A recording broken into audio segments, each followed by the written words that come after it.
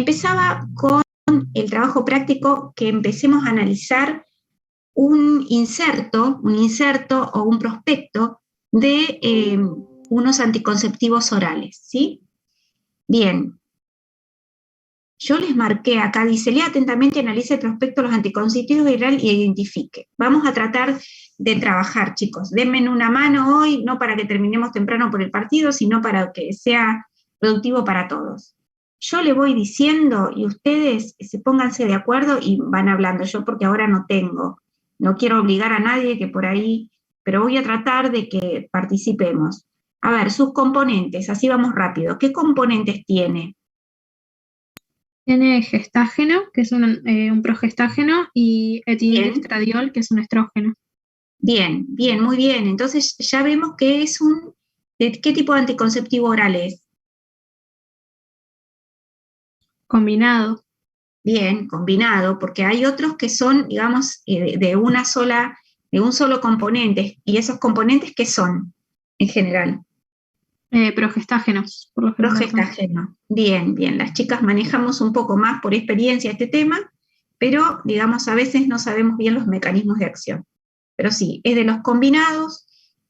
Bueno, en la historia han habido muchas combinaciones de anticonceptivos, no siempre con los mejores resultados, no solo por la efectividad anticonceptiva, sino por los efectos secundarios, a veces no complicados, que hubieron en las primeras generaciones de anticonceptivos. ¿El mecanismo de acción en este caso cuál es? Vamos, que nos vamos a las 12. La retroalimentación negativa, o sea, la presencia de estas hormonas por parte de los comprimidos genera retroalimentación negativa a nivel hipoficiario e ¿Qué es impide usted? como tenemos presencia, por ejemplo, del estradiol, eh, que es el que mayormente va a inhibir lo que es la secreción de lo que es la FSH y la LH. Por tanto, no vamos a tener los procesos de desarrollo folicular normal en el ovario y no se va a dar la ovulación, creo, no sé. Sí, digamos, ahí dice anabulación, o cómo es que lo dice, acción terapéutica, es ovulostasis. O sea, a ver, anabulostasis dice, a ver, para que lo tengo, ¿cómo dice en el inserto? Dice acción terapéutica, a ver si alguien lo puede leer porque yo lo tengo con el...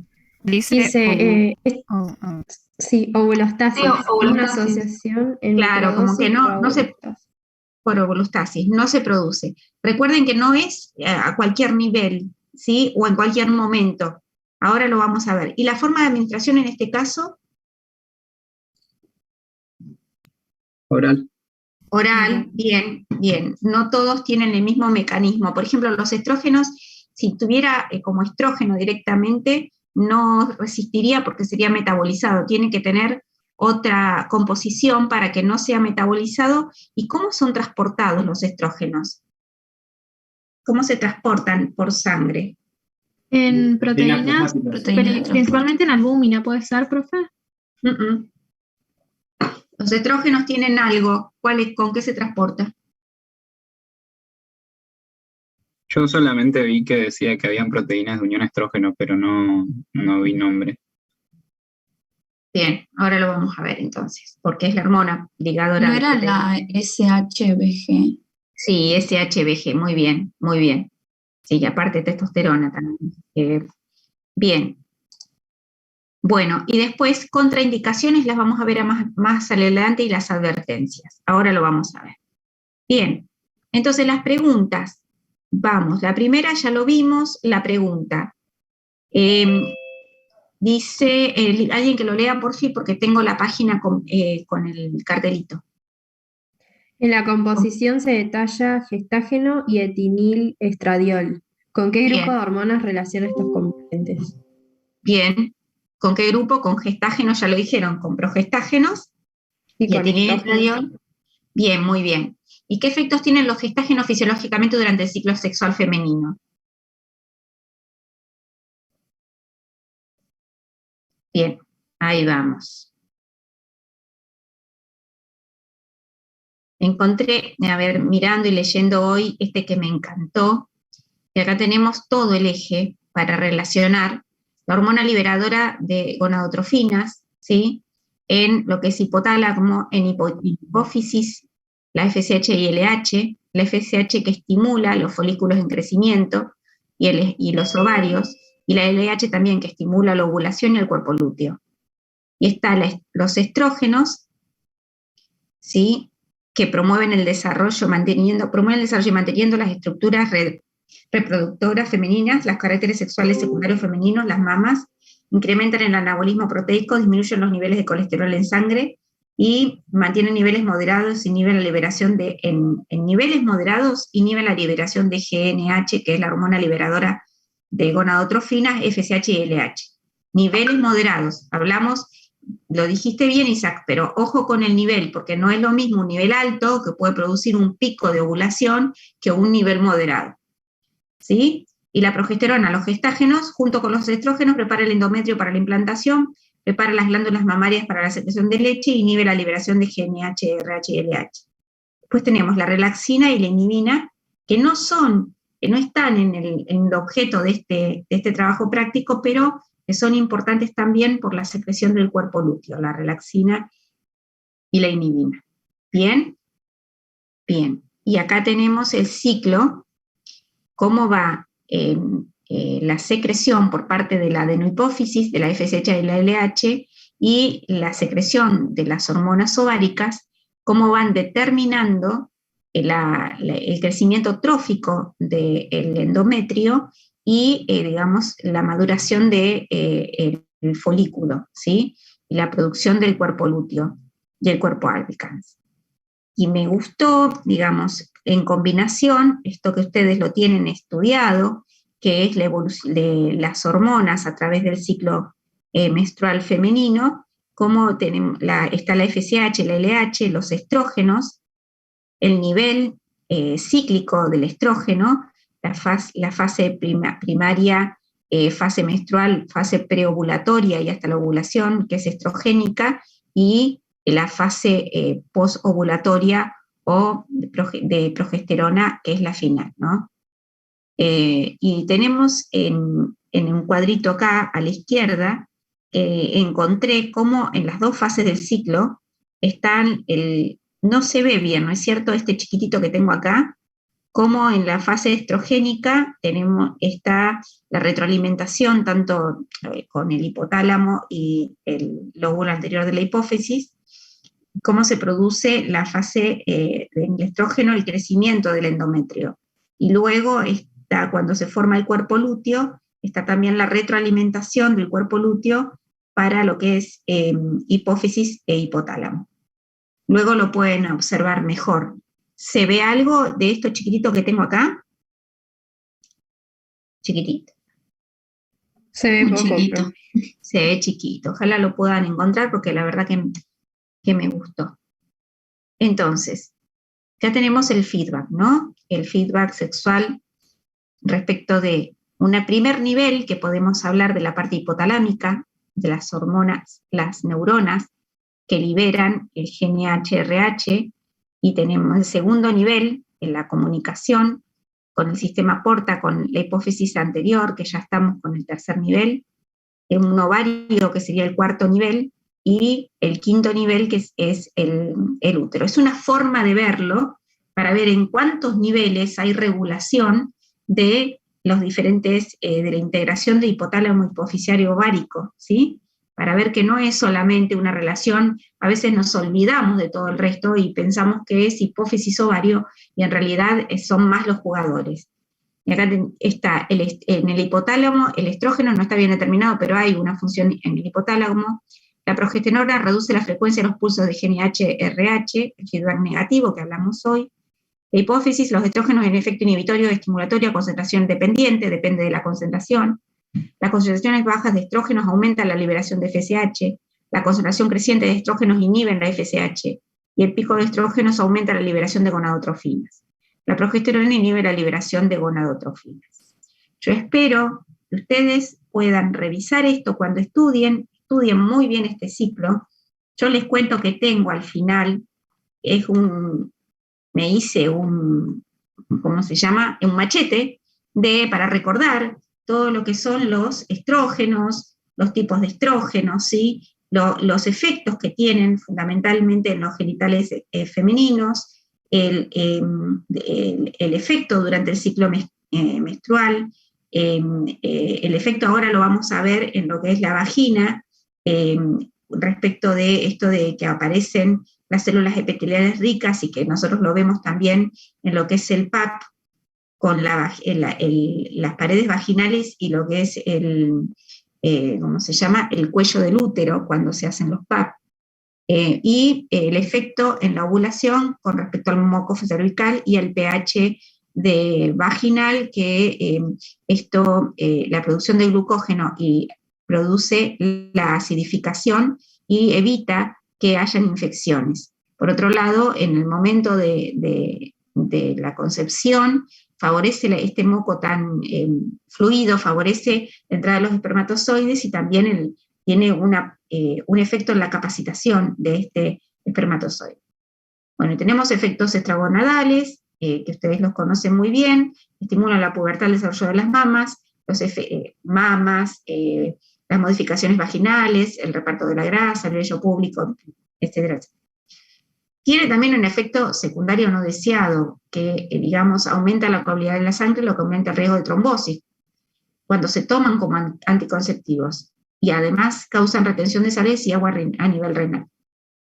A nivel óseo, detienen el crecimiento longitudinal y aceleran el cierre de las epífisis, y reduce la concentración del LDL y aumenta la LDL y HDL. Por eso también, a pesar de que son protrombóticos, por otro lado, ayudan con el colesterol HDL, ¿sí? Por eso en el riesgo de la menopausia, que aumenta el colesterol LDL. Tiene un efecto protector, digamos, del colesterol. Bueno, y acá tenemos la hormona gestágena, son los progestágenos, y bueno, los efectos, la principal función de los progestágenos es preparar el tracto interfemenino para la recepción y crecimiento del óvulo fecundado, en la etapa, digamos, de la progesterona, la segunda etapa del ciclo sexual femenino, luego de la ovulación, y antagoniza con funciones de los estrógenos, de forma que para muchas acciones hace falta como una sensibilización previa de los estrógenos, y la progesterona termina como el trabajo. El útero es el principal órgano diana de la progesterona, tras un efecto previo de los estrógenos, como dijimos recién. Con el efecto proliferado del estrógeno, inicia una secreción y vascularización y contenido de glucógeno. Bien, ustedes háganse su propio machete porque los van a necesitar una vez que estudien este tema, los van a necesitar para poder responder estas preguntas, ¿sí? ¿Qué efectos tienen los gestágenos fisiológicamente durante el ciclo sexual femenino? Dijimos. Básicamente van a preparar todo el endometrio para recibir a un posible embrión. Entonces van a estimular todo lo que es la etapa secretora, las glándulas, secreción de glucógeno. Creo que también decía que aumentaba el moco cervical, si no me equivoco. Y más que nada se pone más en esa etapa secretora, ya no es tan fluido, sino que es más pesado, no tan fluido, ¿sí? Sí tiene un efecto ahí. Bien, y bueno, la vascularización y todo lo que pasa en la parte más secretora. Tenemos la forma de administración, tenemos el efecto de los estrógenos, que los comentamos recién, y la forma de administración es muy específica e importante, y resalta una secuencia de toma que debe respetarse. ¿Por qué será tan importante? ¿Cómo es la secuencia de la toma de este anticonceptivo? Creo que es cada 24 horas exactas. Sí, con un horario, pero las dosis. Tiene 24 dosis iguales y 4 últimas diferentes. A ver, Isaac, que seguro que te fijaste en ese detalle, y tengo fe. ¿Qué decía? No, profe, ni idea. Yo lo interpreté igual porque durante el periodo de tratamiento de 21 días, por ejemplo, hay chicas que creo yo, igual pues yo no, obviamente no sigo un tratamiento anticonceptivo, toman estos 21 días lo que son las cargas tanto estrogénicas como progesterogénicas, y luego de los 21 días algunas tienen lo que es el consumo de placebos, como dice ahí, la parte de los contenidos habla de fécula de maíz, no sé qué cosas, son pastillas placebo, que en realidad lo que permiten es que esta baja en la circulación o la concentración plasmática de los estrógenos que fueron ingresados de forma exógena, como bajan los niveles, permite lo que es la atrofia y el descamamiento del endometrio, o sea, como que se Lo produce mantiene, una falsa menstruación, claro, ¿no? claro, hay algunos otros anticonceptivos que van variando la dosis, estos no. Estos mantienen los gestágenos y los estrógenos a un nivel medio bajo durante todo el ciclo por 24 días. Por eso es importante que la toma sea regular y casi al mismo horario, para que se mantenga casi al mismo nivel.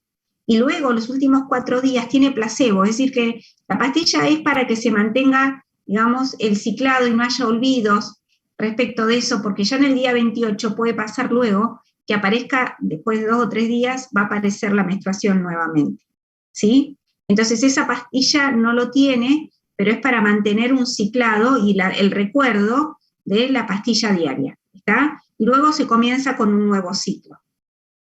¿Bien? Entonces, ese es como el descanso, son 24 días por 4. Este diseño, ahora vamos a ver esto que explicaba Isaac. Acá tengo otro que me quedó corrido, pero sí, acá está. Esto que nosotros estuvimos hablando recién, respecto de los estrógenos, la fase estrogénica, ¿sí? La fase proliferativa y la fase secretora. La fase proliferativa con el aumento de los estrógenos, inmediatamente antes de la ovulación, un aumento de los estrógenos. La FSH y LH, que inmediatamente antes o en el momento del pico estrogénico, hay un pico de LH y FSH y se produce la ovulación, ¿sí? Y luego viene la fase luteínica que coincide con el pico de progesterona y hay un nuevo aumento de estrógenos, ¿sí? Que sinergizan este movimiento. Y luego, inmediatamente antes de la menstruación, caen todas las hormonas, entonces eso hace que no se sostenga el endometrio y está la descamación, ¿sí? Y la menstruación.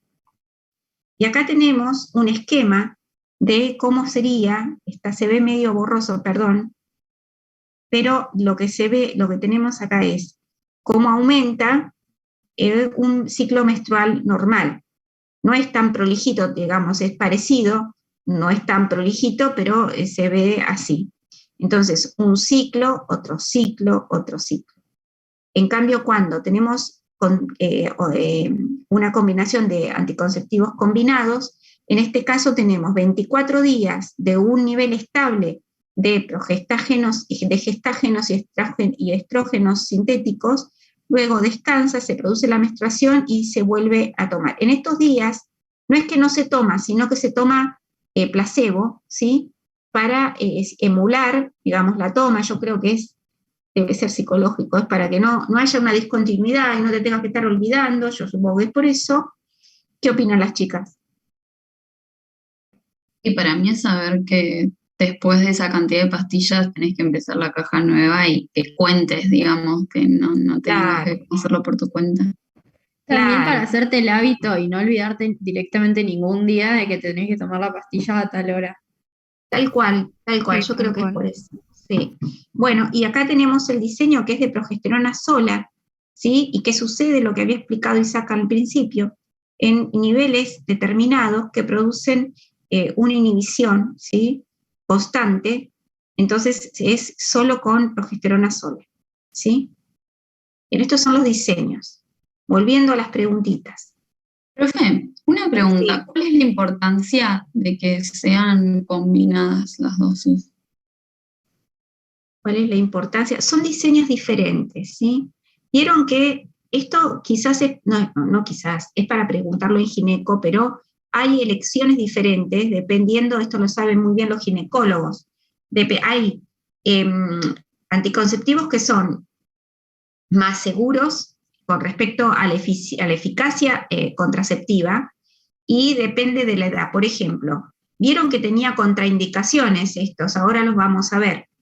Pero también, digamos, hay advertencias. Por ejemplo, en una persona que estás tomando, está dando de mamar, hay un lactante que está en la lactancia, el de elección es a dosis de progestágenos, ¿sí? No es el combinado.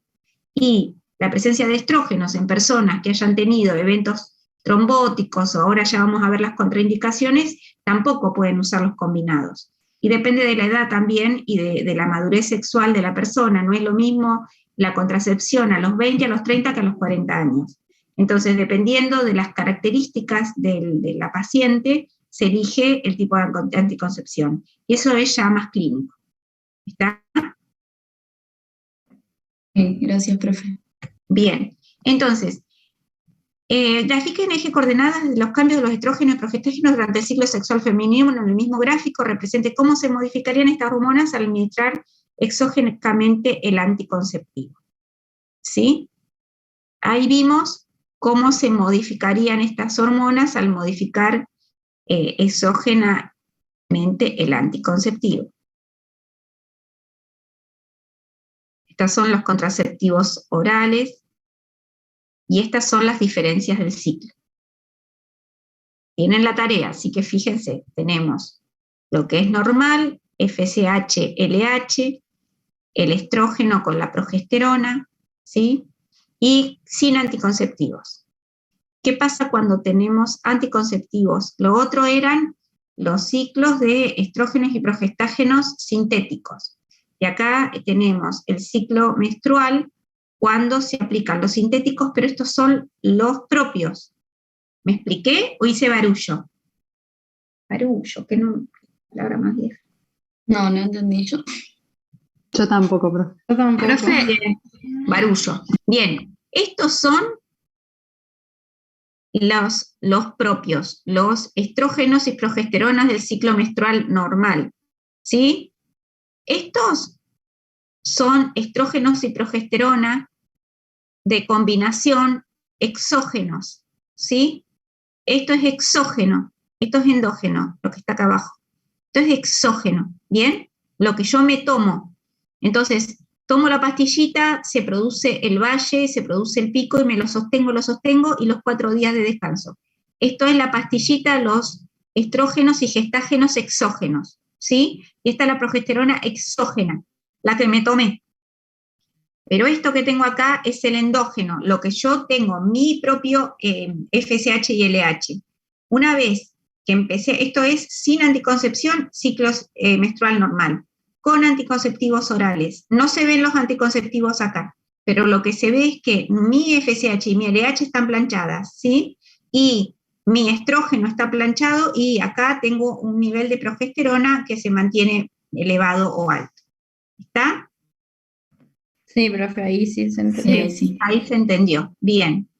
Entonces no hay este pico de FSH y LH y no se produce la ovulación y el estrógeno está planchadito. Bien, y acá dice, no lo leen bien, pero dice exógeno y dice endógeno. Esto es exógeno y esto dice endógeno. ¿Bien? Bien, entonces, cuando tenemos que responder estas preguntas, ahí tienen cómo armarlo. ¿Cómo se administra? Dice, en el mismo gráfico represente cómo se fijarán estas hormonas al administrar exógenamente el anticonceptivo. Bien, seguimos con la otra pregunta. 3. El prospecto refiere que la acción terapéutica de estas microdosis es la ovulostasis. Intente definir este término. ¿Cómo lo definiríamos con nuestras palabras?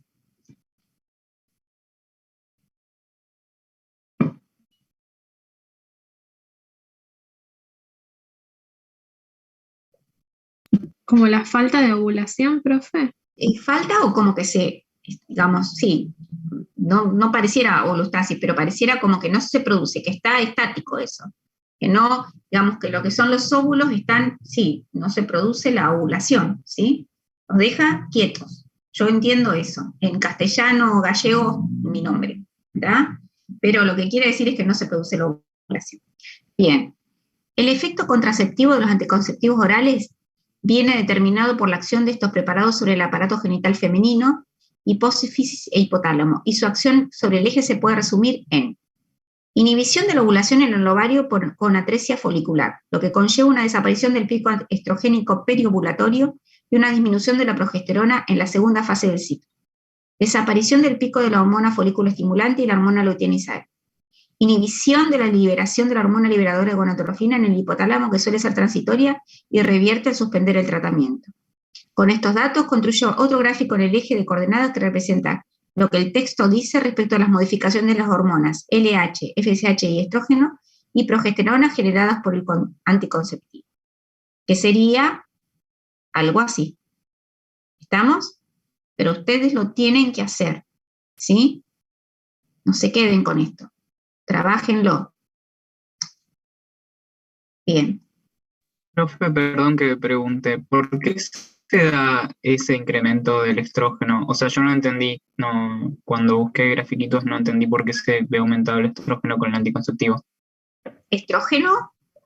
Perdón, progesterona. Se mantiene. Yo no sé si digamos, es el progestágeno que directamente aumenta, pero se mantiene. Profe, no se ve inhibido. Sí. yo leí en el libro que decía que la presencia de la progesterona se daba desde el principio porque hacía que el moco cervical sea más espeso. Entonces impedía el paso de los espermatozoides. Sí, es posible. Por Eso se mantenía es el espacio de efecto, progesterona. digamos, es el efecto de la progesterona alto, el moco cervical más espeso, ¿sí? Es un efecto. Acá, donde nosotros tenemos la hormona exógena, está la hormona endógena, ¿sí? Es probable que se mantenga. Acá tenemos dos diferencias. Acá tenemos hormona exógena y se mantiene bajo la progesterona y el estrógeno y el gestágeno. Acá tenemos otro gráfico donde se mantiene alto. Si esto fuera progesterona, progestágeno o gestágeno, podría ser el exógeno, ¿sí? Pero bueno, hay que ver el diseño, siempre hay que ver el diseño no son todos los anticonceptivos iguales, ¿sí?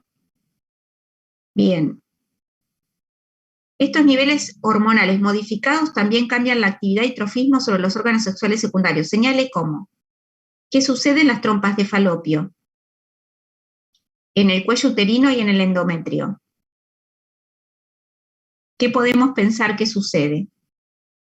En las trompas de falopio no se daría el proceso secretorio que estimulan los progestágenos, ni lo que es el incremento de las células ciliadas que promueve los estrógenos en la trompa de falopio. Claro. Bien, sobre todo tienen un efecto muy grande, digamos, en lo que es el estrógeno, ¿no? Entonces, directamente ahí tenemos que ver qué pasa, no hay nada de eso. Y no está, digamos, la primera fase, no está la fase proliferativa, digamos. No tenemos una fase proliferativa. Es una fase proliferativa pequeña, por lo cual después incluso una de las terapéuticas para, digamos, a ver, no quiero meter la pata, pero para las menstruaciones abundantes, por lo que se hace es dar anticonceptivos para que no se genere tanta la fase secretora, la fase proliferativa, ¿sí? Se sostiene con la fase secretora y luego las menstruaciones no son tan metrorrágicas, ¿está? Ese es un tipo de tratamiento. Profe, ¿puedo repetir eso? Porque nunca lo entendí, porque yo digo, si se mantienen los niveles de progesterona altos, eso no estimularía a que el endometrio sea como más... No, porque para que la progesterona actúe, tenés que tener la preparación del estrógeno. El estrógeno es como que lo prepara y la progesterona lo consolida y termina de hacer el trabajo. Pero si vos no tenés una fase proliferativa con el estrógeno, no tenés un endometrio tan grande, ¿sí? Tan proliferativo, y ese endometrio no se desarrolla tanto, y luego en la menstruación no hay una menstruación tan abundante.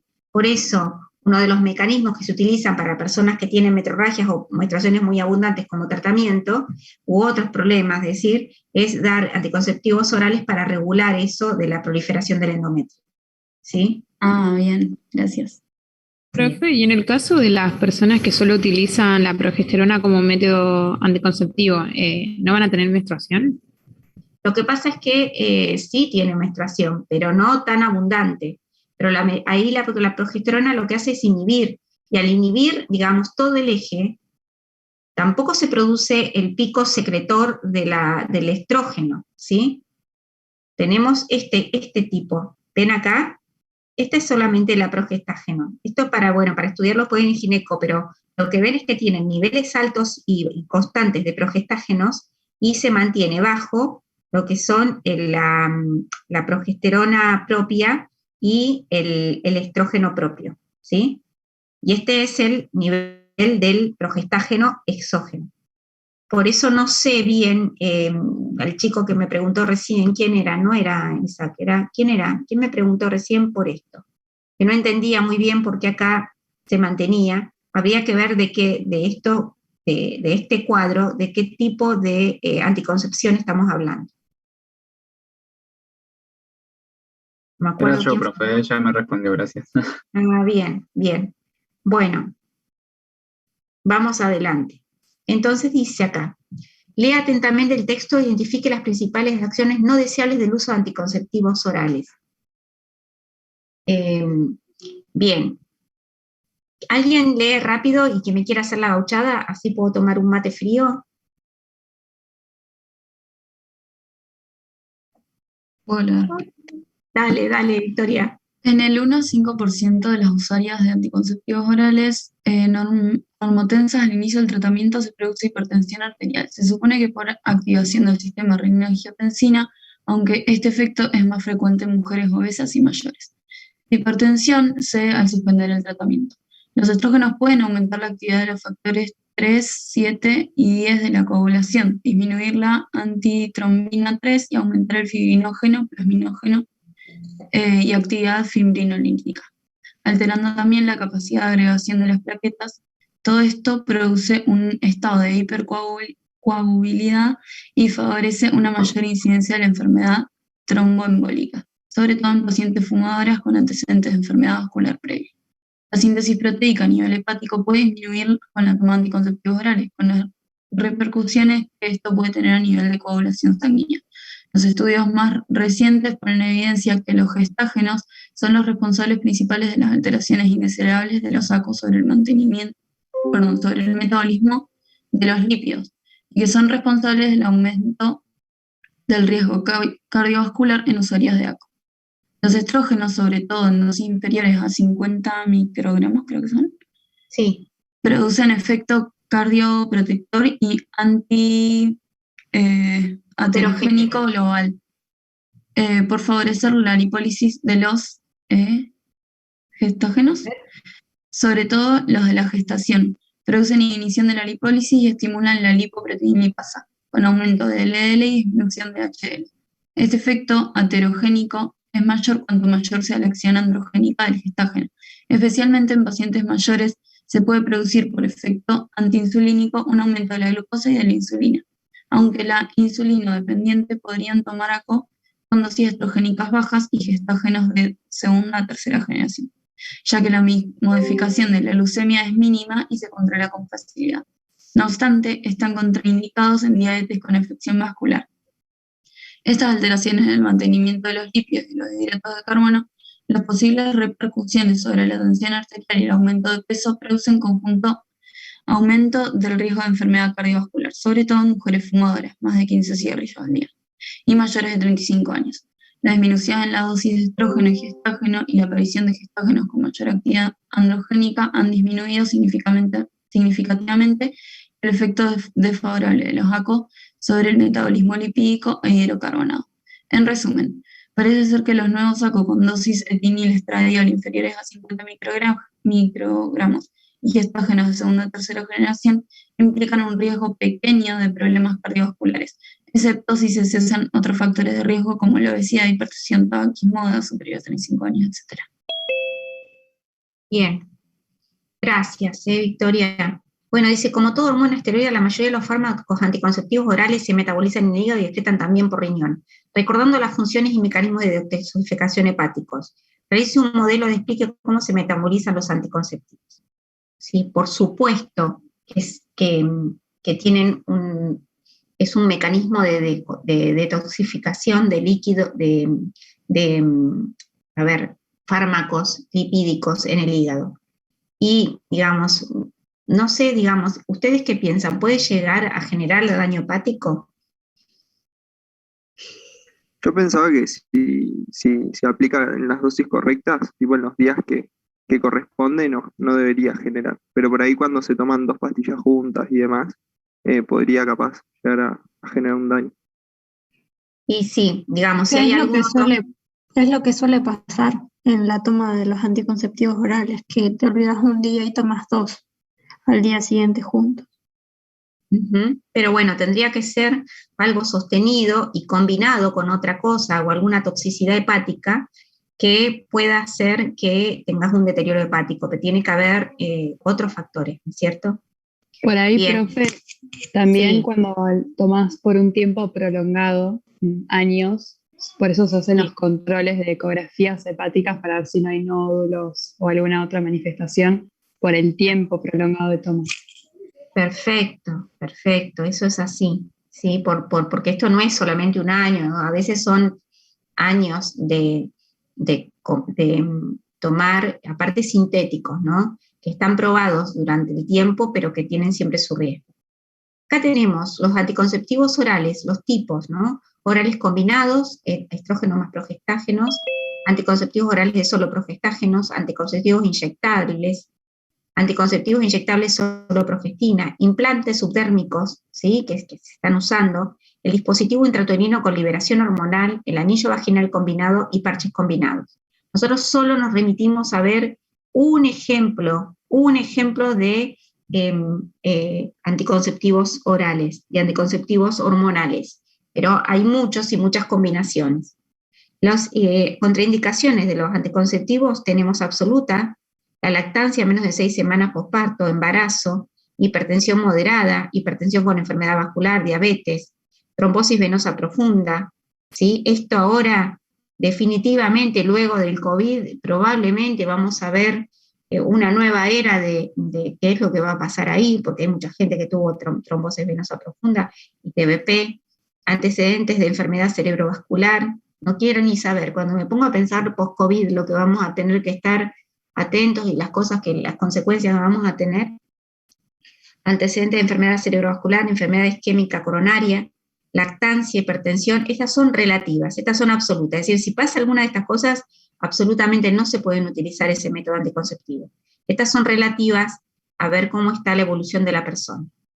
Así que, y acá tenemos más absolutas, enfermedad cardiovascular complicada, mayor de 35 años y fumadora, de 15 cigarrillos al día, migraña focal, migraña sin síntomas, tumor maligno de mama, esto por los estrógenos, tumor hepático, cirrosis severa, porque no hay tanta capacidad de metabolismo, enfermedad hepática aguda, cirugía de inmovilización prolongada, lupus eritematoso, síndromes autoinmunes, mutaciones trombogénicas conocidas, diabetes de más de 20 años de duración por la parte de las microangiopatías. Y las revalidativas posparto de 21 minutos. Sí, ¿alguien quiere preguntar algo? No, Yo, profe, quería consultarle si esta contraindicación solo es para orales combinados, solo para eso. Acá dice orales, pero bueno, habría que ver, ¿sí? Hay que ver, sobre todo es la composición, y ya les digo, esto ya es más manejo de gineco y pato, para ver, y fármaco, para ver qué tipo, pero lo importante acá es que, primero, si una amiga, es decir, y más que ustedes como agente de salud, dice, a vos te conviene tomar estas pastillas porque a mí me las dieron, eso no es así. Ahora lo vamos a ver. Depende de la persona, ¿sí? La persona, las comorbilidades que tiene, la edad, ¿sí? Hay muchos factores que determinan qué tipo de anticonceptivo es el más adecuado para la persona. Por ejemplo, sospecha de mutaciones trombogénicas. Las personas que tienen trombofilias es relativo a la posibilidad de usar un anticonceptivo de este tipo hormonal.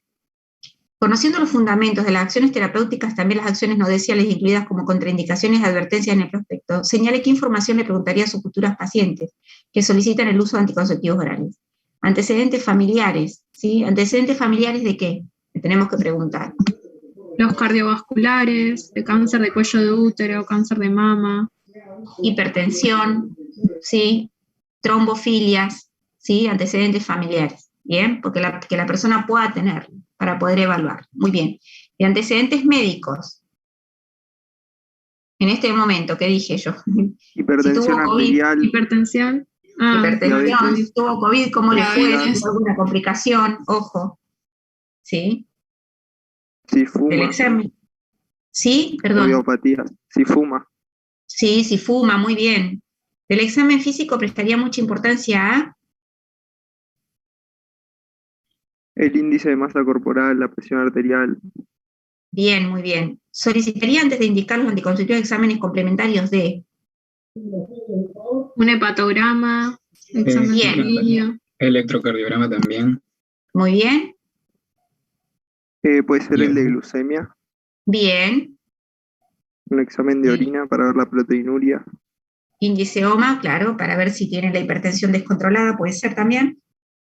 Y, digamos, un coagulograma, ¿sí? Bien, porque podía afectar, ¿se acuerdan? No es tan directo, pero yo haría un análisis por lo menos de el sistema de la coagulación también. Pero muy bien, muy bien. Bien, y ahora vamos a la parte que a mí más me gusta y voy a tratar de no ser mala.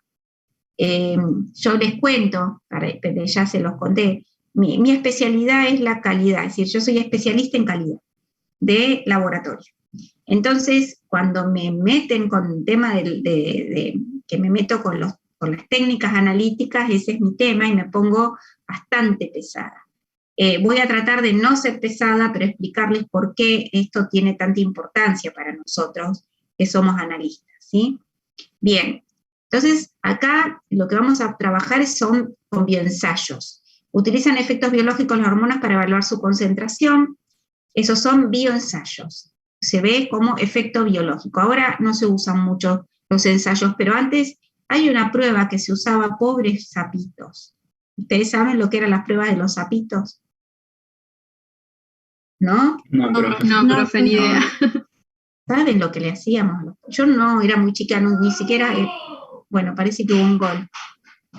Parece que hubo un gol.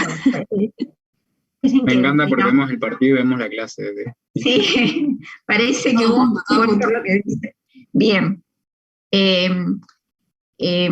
le inyectaba orina de la paciente al sapo y el sapo, pobre sapo, eliminaba espermatozoides, ¿sí? Entonces se observaba eso. Si el sapo eliminaba espermatozoides, la mujer estaba embarazada. Esa era la primera prueba de embarazo. ¿Cómo hacían las primeras pruebas de embarazo? No había ELISAs. Estaba el pobre sapo, sí, que lo tenían ahí y lo ponían en contacto con la orina de la mujer, ¿sí? Y esa era la prueba de embarazo, se los prometo. Era así. Eso era uno de los bioensayos. Así que ahí hay otras pruebas que se utilizan. Esa era la más clásica y la vieja prueba del sapo. Bueno, y después tenían inmunoensayos o técnicas inmunoquímicas, que son los que se usan ahora, que son diseños de anticuerpos. Y ahora les voy a explicar de qué se trata. Hay diferentes tipos. Hay algunos que son inmunométricos, que se miden con un segundo anticuerpo, COIRMA o ELISA, y competitivos. Y todo esto que van a hablar después, ustedes léanlo, pero también habla de nuestro muy respetado doctor César Milstein, que fue un premio Nobel de la República Argentina, que lo que hizo fue producir anticuerpos monoclonales que se unen solo contra un epitope, trabajando primero con conejos y luego con células. Entonces esto fue un descubrimiento a nivel mundial porque lo que pudo lograr es anticuerpos no monoclonales que hicieron una revolución para el dosaje de hormonas, ¿sí? Así que bueno, no los quería aburrir mucho con esto, les pido luego que lo miren, pero acá les voy a contar, vamos a ver si puedo compartir, ¿De qué se tratan estos inmunoensayos para que entremos en calor? Vamos a ver. Voy a dejar de compartir. Vamos a compartir. A ver, ¿dónde estás? ¿A dónde? ¿A dónde?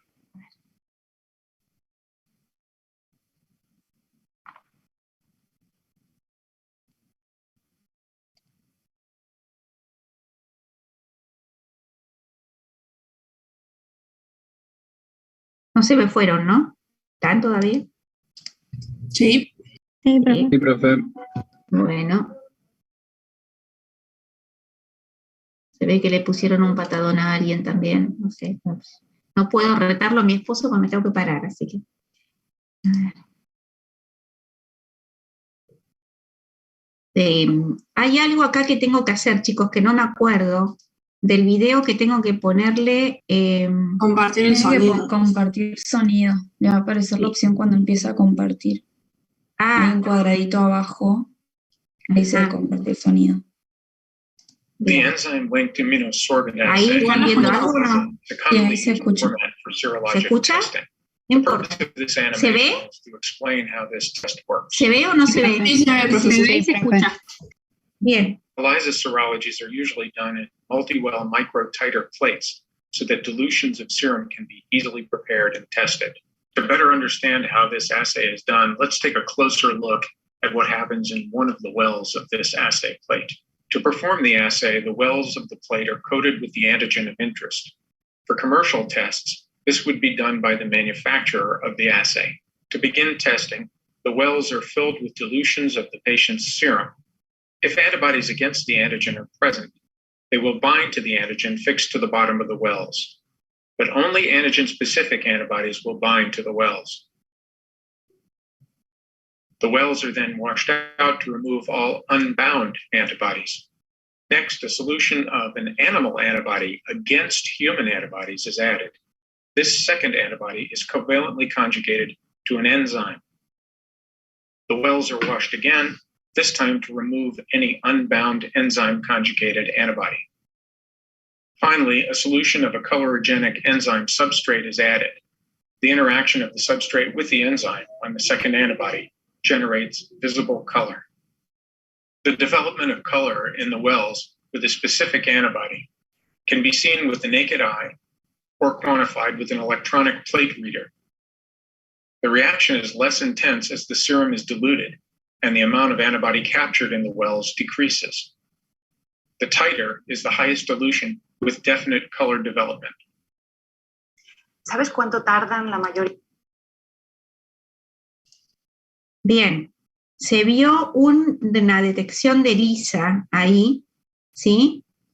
No sé si lo alcanzaron a interpretar. ¿Está? ¿Se entendió? Sí. Sí, profe. ¿Sí? Sí, profe. Bueno, por lo menos algo se vio. A ver, espérenme un segundo porque había otro. Many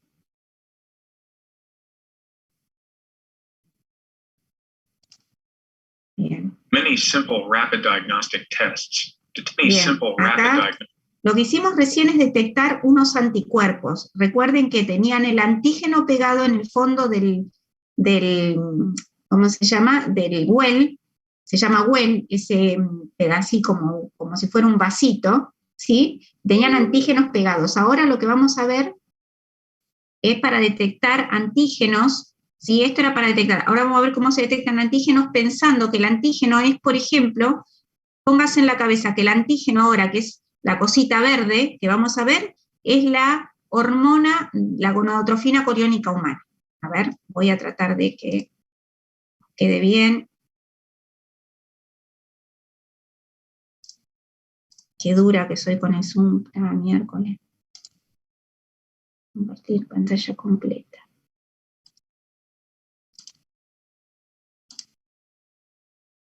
Ahí Diagnostic vamos. tests detect specific antigens in biological samples by using an enzyme immunoassay. The purpose of this animation is to explain how a prototype example of this assay works.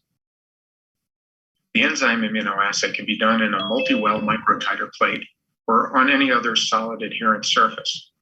I will use the microtiter plate in this example, So let's take a closer look at one of the wells of this plate to see what happens during the performance of the assay. The plate is prepared to perform a particular assay by coating the wells. En este caso, estos serían los anticuerpos monoclonales, por ejemplo, esos que le dije que descubrió el profesor Milstein, ¿sí? El doctor Milstein. Estos son anticuerpos monoclonales. En el diseño anterior teníamos los antígenos pegados.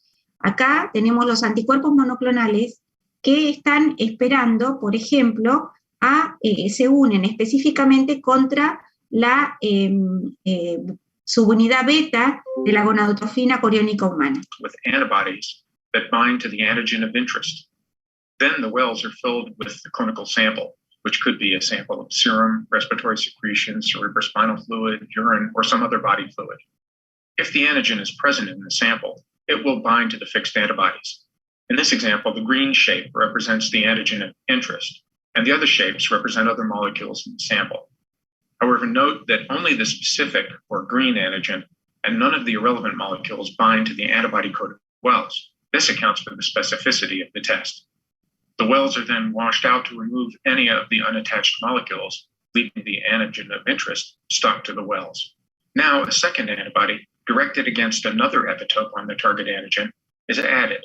These antibodies are conjugated covalently to an enzyme indicated by the yellow circle at the Fc portion of the second antibody. Esto que tienen acá es el segundo anticuerpo que se une contra otra parte del antígeno y le aumenta la especificidad aún más. Y tiene algo acá pegado que es una enzima, o puede ser un radioisótopo, o puede ser una partícula quimioluminiscente. Depende de lo que sea, es el tipo de diseño que tenemos. Si es una enzima, produce un color, como en el caso anterior. Si es una partícula quimioluminiscente, produce una emisión que nosotros los medimos con unos receptores quimioluminiscencia y se llama quimioluminiscencia. Y si es una partícula marcada, puede ser un IRMA o un RIA, que son radioisótopos. Sí, decime. ¿Ese sería el ELISA sándwich? Este es un ELISA sándwich, perfecto, bien visto. ELISA sándwich se llama así porque tiene un anticuerpo y un segundo anticuerpo marcado, perfectamente. And this provides a second level of specificity for the assay. Wells are washed again to remove any unbound antibodies. And in the final step, a solution of a colorogenic enzyme substrate is added. The interaction of the substrate and the captured enzyme generates visible color in the solution. At the macroscopic level, the development of color indicates those samples that have second antibody bound to the target antigen in the wells. Thus, the wells that change color are the ones that contain the antigen of interest. In other words, the positive tests. Hello, my name is Veronica Galvin. Bueno, alguien estaba compadeciéndose del sapo y es así. Bien. ¿Se entendió? Sí, profe. Bien, entonces ahora volvemos a nuestra presentación y tenemos un ELISA competitivo, ¿sí? Que es en el microwell, como ustedes vieron recién, que tiene un anticuerpo primero pegado que se va a unir a una molécula, en este caso dijimos el HCG, y una inmunocromatografía, que esto se parece al EVA-test, ¿sí? Están pegadas en el EVA-test, en unas microesferas, los anticuerpos, se pone en contacto con la orina de la paciente que trae el HCG, lo arrastra y tienen partículas de oro coloidal con un color que se desarrolla como las enzimas que vimos recién y se forman las dos banditas. Este es el ELISA sándwich que recién observó muy bien la compañera porque tiene un doble anticuerpo, uno que pega y el otro que da el color, y este es el sistema de flujo lateral que de esta forma es otro diseño, ¿sí? Que es parecido a la inmunocromatografía, pero es el que usaron tanto en los antígenos de COVID. Es un sistema de flujo lateral, ¿sí? Entonces, tienen diferencias en lo que es la afinidad y la selectividad, en realidad, que vamos a hablar de precisión, exactitud, sensibilidad y límite de detección. Son cosas difíciles, pero que es importante que nosotros empecemos a hablar. Ya vamos a volver con la... A ver, primero vamos a leer esto, perdón. Dice, de acuerdo al tipo de molécula, no alcanzo a leer, perdonen, Dice, a simple vista podemos ver el desarrollo de color de un sustrato por acción de la enzima usada como marca. Este es un ensayo de tipo colorimétrico, dijimos, ¿sí? Es de tipo enzimo, inmunoensayo y colorimétrico. El luminol es un compuesto químico que emite luz a una longitud de onda específica que es recibida por un detector y se usa como marca. Estos ensayos se llaman de quimioluminiscencia, ¿sí? Por luminiscencia, por quimioluminiscencia o por luminiscencia. Los coloides a base de oro marcado el primer anticuerpo se une específicamente al antígeno de la muestra y el complejo disuelto en la fase móvil se desplaza por cromatografía a lo largo del soporte que tiene fijados los anticuerpos secundarios, en dos sectores, que son la línea de control y la línea. La precipitación del anticuerpo marcado en una banda coloreada. Estos ensayos son de tipo inmunocromatográficos, ¿sí? Los que usan isótopos radioactivos están en desuso por lo inconveniente que generan en salud, aparte que está inscripto en el ente regulador nacional de energía atómica, como estamos nosotros en el laboratorio, se usa muy poco para algunas prácticas muy específicas, y sin embargo aún persisten los antígenos con marca reactiva que compiten con los antígenos fríos del suelo del paciente, por los anticuerpos de reactivo. Estos ensayos competitivos son los de mayor sensibilidad y se denominan, son anticuerpos tipo IRMA competitivos, ¿sí? Bien, y acá tienen ejemplos de ELISA sándwich directo, se ve chiquitito, lo tienen en el trabajo práctico. Tienen un ejemplo de inmunocromatografía, tienen un ejemplo de IRMA con un anticuerpo frío y el otro caliente y son competitivos, ¿sí? Eso es lo que quiere decir. Y acá está mi juego Me Llamaron. A ver, nosotros cada una de las técnicas que usamos en laboratorio están analizadas. No solamente lo que nos dice el vendedor, porque el vendedor siempre te vende bueno, bonito y barato, es decir, te dicen, son de lo más específicas, son de lo más sensible y tienen tanto de precisión, tienen tanto de sensibilidad y tanto de especificidad. Luego decís, uy, qué bien. No, tenemos que probarlo. Nosotros usamos protocolos para probarlo con nuestros pacientes y con pacientes control para saber que lo que estamos midiendo es real. Porque si no, digamos, estamos vendiendo una técnica que no tiene lo mismo. Y miramos una cosa que se llama error total. Es decir, decimos, mi glucosa en mi laboratorio tiene este tipo de error. Y puedo medir con determinada precisión y exactitud. Y lo tengo que poder demostrar. ¿Por qué? Acá, bueno, alguien que no tenía mucha buena puntería y le pidió con el arco justo en el centro. Un concepto es la precisión, ¿sí? La precisión. Este tiene alta precisión porque está todos juntitos. Y este también tiene alta precisión. Y este, digamos, y este también tiene alta precisión. Pero, digamos, este tiene baja precisión porque está muy disperso. ¿Está? Baja precisión, y este es más preciso que este porque este está más disperso. Con respecto a la exactitud, ¿qué tan cerca está del valor real? ¿Sí? ¿Qué tan cerca está con el valor real? Por ejemplo, tiene baja exactitud, este tiene baja exactitud, si no es preciso ya no puede ser exacto. Y este tiene alta exactitud y alta exactitud. ¿Sí? ¿Se entiende lo que es la exactitud? ¿Lo podría repetir, profe? Mira, yo puedo tener un método que es muy preciso. Me da, yo con la glucemia, pero bueno, me da 110 de glucosa, 109, 111, 110, 109, repito, y me da, digamos, siempre en el mismo lugar. Ese tiene mucha repetitividad y tiene mucha precisión, ¿sí? Pero el valor que tenía esa persona, en realidad, cuando lo mido con un método de referencia, era 100. Entonces, ese método es muy preciso, porque le pega siempre lo mismo, pero es poco exacto, porque no me está dando el valor real. Me está dando un valor que no es el real, que está alejado de la realidad. Entonces, ese método es preciso, ¿sí? Pero no es exacto. Acá, estamos acá. Tiene alta precisión, porque repite bien, pero la exactitud es baja. Está pegando, digamos, está mintiendo siempre igual, ¿sí? Pero no me sirve a mí en el laboratorio. Ahora, si yo mido con un método y me da 100 de glucosa, 110 y 120 con las repeticiones, y a ese método le da lo mismo que es diabético o que no lo es, ¿sí? Porque se me pasa del límite de 110 de 116, que es para el número para el límite de diabetes. ¿Me expliqué? Sí, ahora sí. ¿Sí? Bueno, entonces, yo cuando tengo un método cuantitativo, tengo que tener un método que sea preciso y que sea exacto. ¿Sí? Eso es lo que necesito ver desde el laboratorio. Entonces, la pregunta es, tengo 3 palabras, sensibilidad, exactitud y precisión, con lo que hablamos recién. Hay una que no les dije qué era, pero vamos a ver si podemos determinar. Cercanía del valor medido y el valor real. ¿Qué palabra le pondrían acá? Exactitud. Perfecto. Repetitividad de una misma medida realizando las mismas condiciones. Precisión. Precisión. Y nosotros tenemos precisión intermedia, bueno, tenemos otras cosas. Y sensibilidad sería, por descarte, el cambio más pequeño de una magnitud que pueda medir un aparato concreto. Es decir, la sensibilidad es cuánto ve. Yo siempre uso este ejemplo.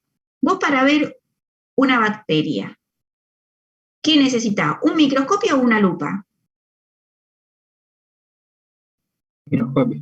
Microscopio, porque tiene más sensibilidad, es decir, puede ver más pequeño cambio más pequeño que puede ver en una magnitud, es decir, es como más sensible, puede ver más pequeño, más chiquito. ¿Sí? Es una analogía para que ustedes se den cuenta cuándo es algo más sensible, cuando puede ver lo más chiquito posible, ¿sí? Y eso es muy importante saberlo, es muy importante, porque entonces un cambio para que sea significativo. Entonces la sensibilidad tiene que ver cuánto puede discriminar de poquito ese método, en palabras caseras, ¿sí? Y acá están los temas de la sensibilidad y la especificidad. La sensibilidad, que viera palabras que tenían que ver con cuando hay más sensibilidad, acuérdense que podía ver más chiquitito y discriminar cosas más chiquititas. A ver, y acá tenemos una técnica, que las técnicas siempre tenemos que decidir. Tenemos un valor que discrimina valor negativo de un valor positivo. Y tiene que tener un punto de corte. A ver, y ese punto de corte tiene que ser tal que los falsos negativos sean pequeños y los falsos positivos también sean poquitos. Ahora, depende de la técnica que yo elija. Si yo quiero una técnica de screening, ¿cuáles puedo sacrificar? Una técnica de screening.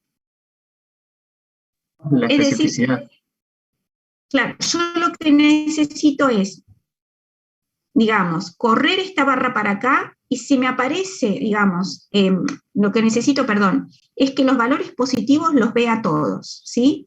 Si me aparece un falso positivo, la verdad es que no importa porque lo voy a tener que confirmar. Pero lo que no me puedo comer con una técnica de screening es un falso negativo. Es decir, que un paciente siendo positivo, por ejemplo, para HIV, la técnica no lo agarre. Entonces, prefiero que tenga algunos falsos positivos, ¿sí? Que voy a tener que confirmar con una técnica más específica, pero, elijo para el screening una técnica que estoy segura que su sensibilidad es tal, la corro para acá, más sensibilidad, que no tenga, lo mínimo de falsos negativos. ¿Se entendió?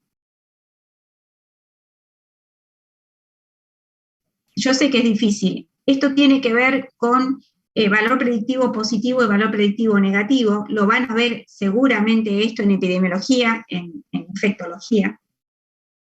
Tiene que ver cómo elegimos los test. Entonces, hay test que vos tenés un verdadero enfermo, lo que necesitas es que este dé positivo. Vamos a hablar de COVID.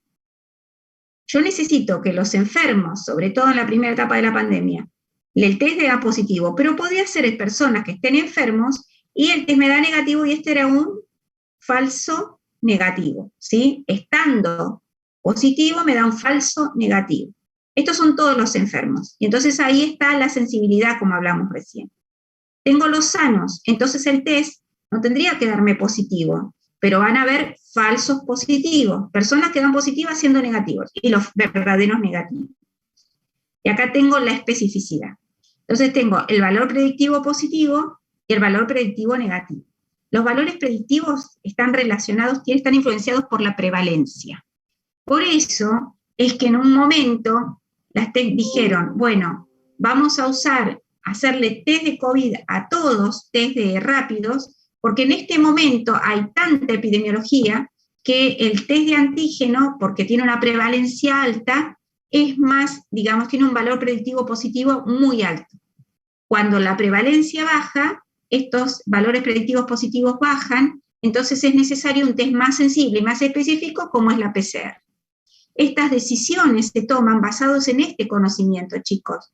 No son conocimientos, digamos, hay todo lo que es lo comercial, y no vamos a hablar de la venta de test en farmacia, porque me voy a meter en un lado escabroso, pero hay que conocer muy bien la sensibilidad y la especificidad de un test y evaluarlo muy bien para poder decirle al equipo de salud, en este momento usen este test, en este momento usemos este test, en este momento para determinar usemos este test. ¿Se entendió el concepto, chicos? Sí, profe, ¿Sí? o sea que ahora que bajó el valor, ahora en teoría bajó el valor predictivo, Es más posible que no encontremos sirven, claro, o sea, no sirven los test de antígenos, sería más específico tienen un PCR. valor predictivo positivo menor. Tienen un valor, ahora que la prevalencia está más baja, tienen un valor predictivo. Siendo positivo, el valor predictivo positivo es menor, ¿sí? Y a mí no me importaría tanto en una persona que está en la calle, pero en una persona que está internada, necesito una técnica más sensible y más específica, porque en este momento de la prevalencia, un positivo hay que confirmar, ¿sí? Bien. Porque le baja el valor predictivo positivo.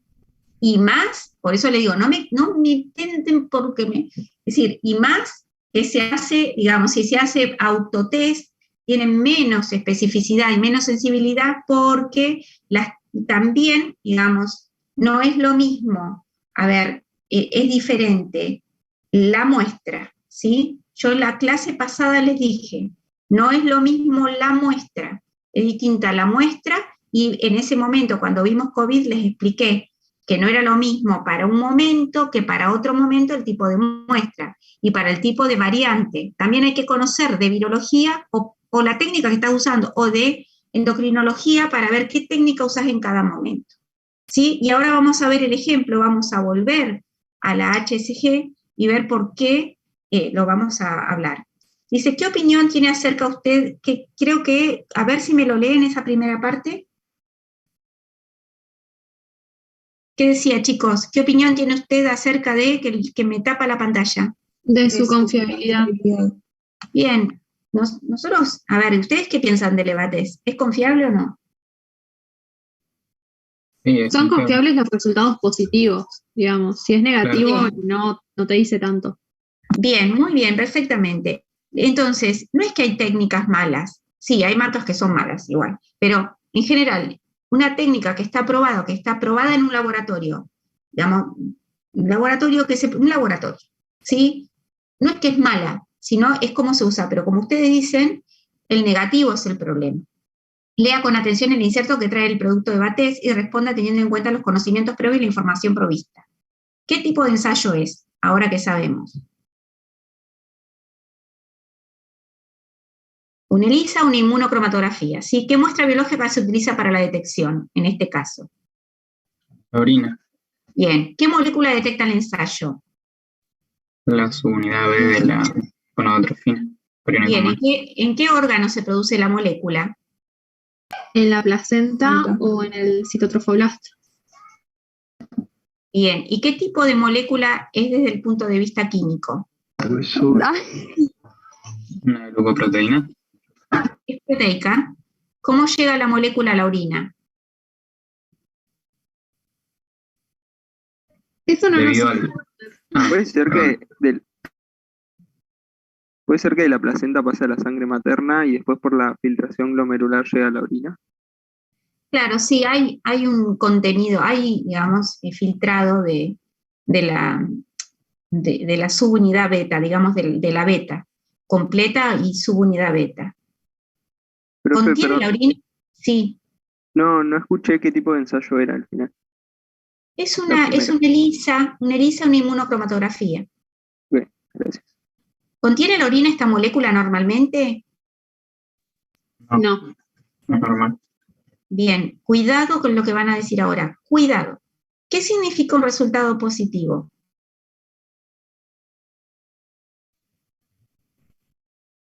presencia de la subunidad beta en orina. O sea, no es que se usa generalmente en clínica para diagnosticar embarazo, pero también, por ejemplo, si no corresponde con las respuesta correcta. embarazo, Yo tenía ganas de decir, pero no, respuesta correcta. Un tumor.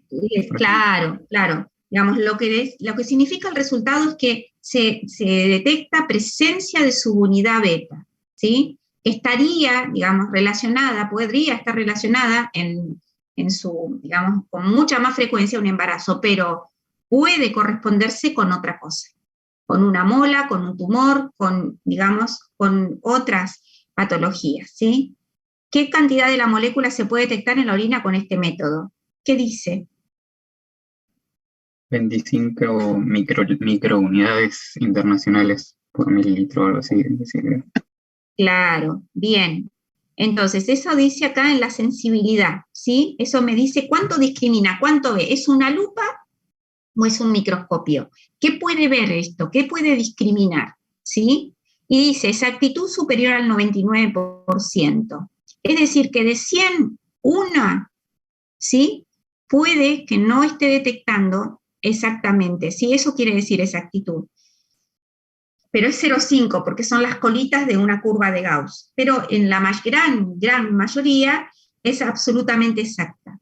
La especificidad no tiene reacción cruzada con ¿por qué decía esto? A ver, que reacción cruzada con LH y FSH, ¿por qué es necesario discriminarlo?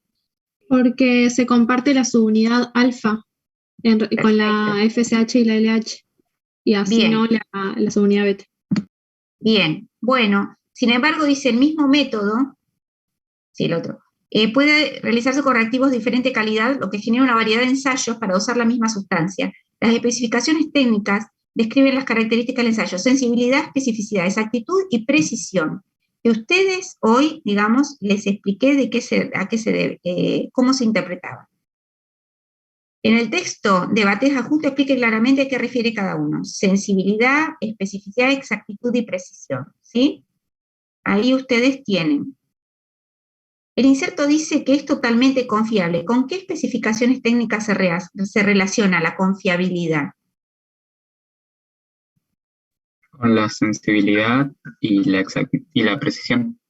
Sí, para mí, sí, la confiabilidad sobre todo con la especificidad y la imprecisión, y la exactitud, perdón. ¿Por qué se menciona este grupo de hormonas hipofisiales? ¿Qué parte de la molécula? Bien, eso ya está. Perfecto.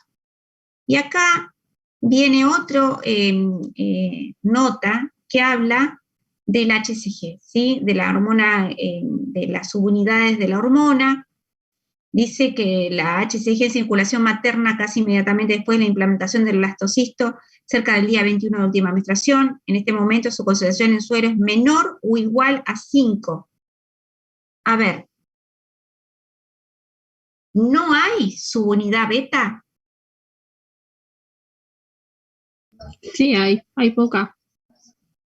Hay poca, bien, pero en general, para lo que es la sensibilidad de la orina, ¿sí? Los métodos de la sensibilidad de la orina, que encima es menos que lo que hay en suero, no lo detecta, ¿sí?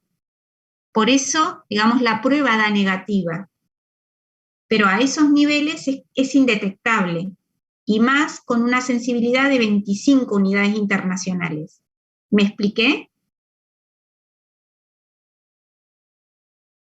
Ya en suero, si no hay embarazo en este caso, es menos de 5. Y la sensibilidad en la orina es de 25, ¿sí? Y sabemos que no pasa todo lo que tenemos en suero a la orina, ¿está? Entonces, si no hay embarazo, no vamos a detectar subunidad beta con el método de ¿me expliqué? Sí, profe.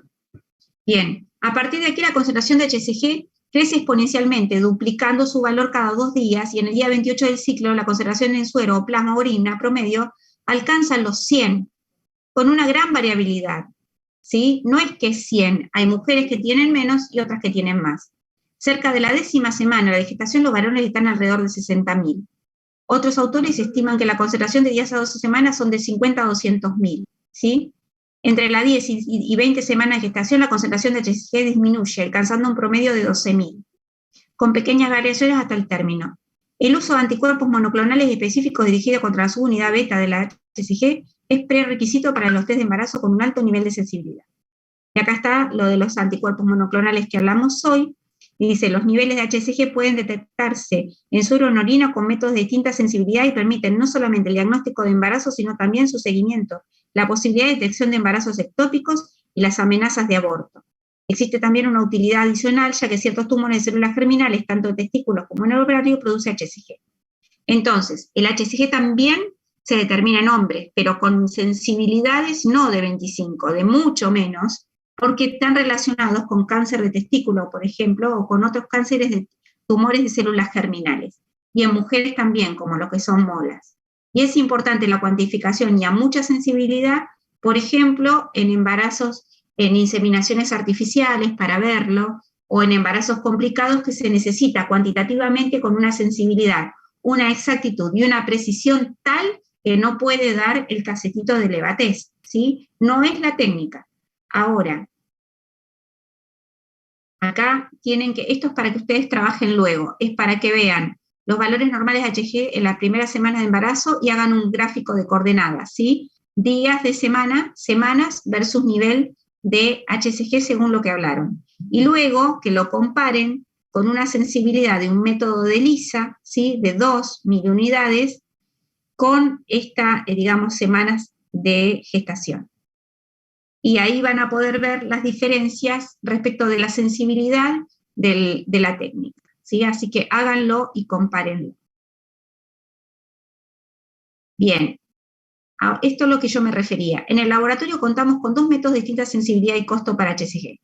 Una prueba de embarazo inmunocromatográfica con sensibilidad de 25 y otros ELISAs de 10 o 5, según el fabricante, ¿sí? U otros de 2, que son quimioluminiscencia, que pueden detectar muy pequeñas cantidades, incluso menos.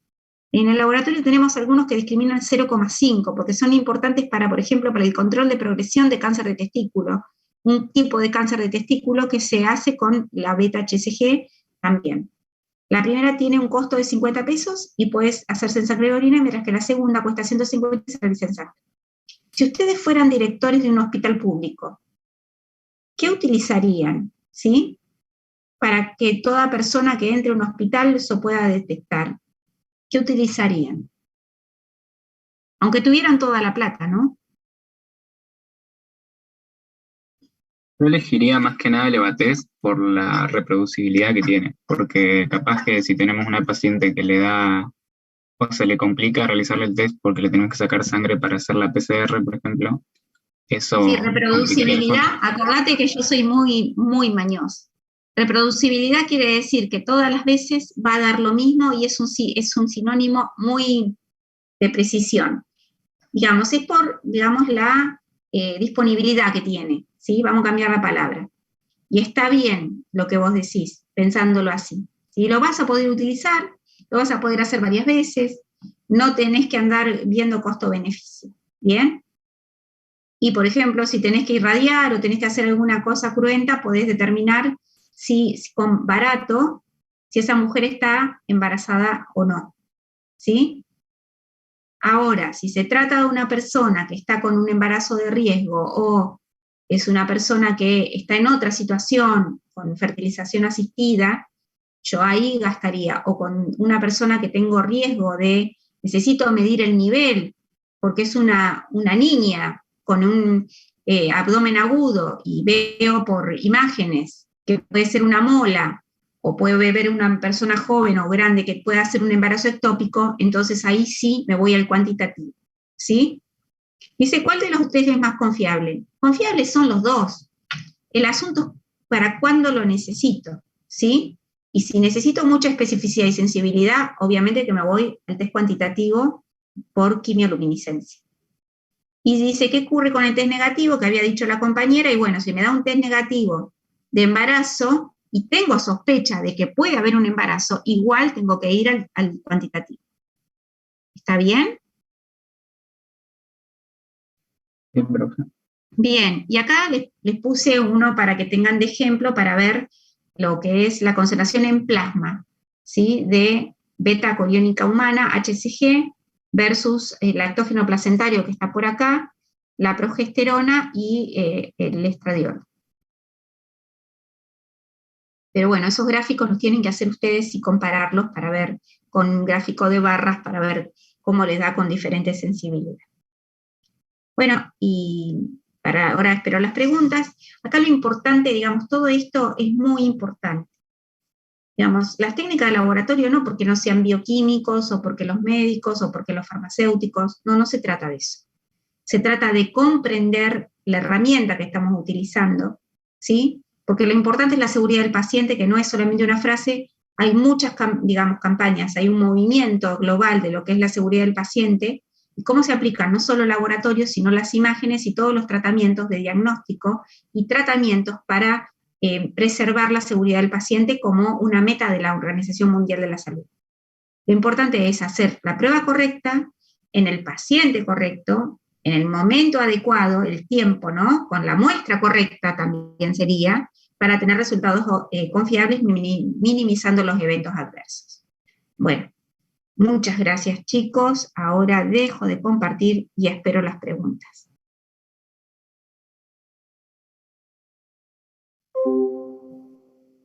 Me están volando algunos para ver el partido. Bueno, ¿tienen alguna pregunta o nos vamos a ver el partido? Bueno, gracias a ustedes. Bueno, ¿decías? No, digo que ninguna pregunta. Bueno, entonces nos vamos a comer una picadita y a mirar el partido. Que anden muy bien, nos vemos el martes que viene, y si no, no sé, no creo que alguno vaya el jueves, pero bueno, el jueves está la clase presencial. Bueno, listo, que anden muy bien. Chao, profe. Chao, profe. Profe.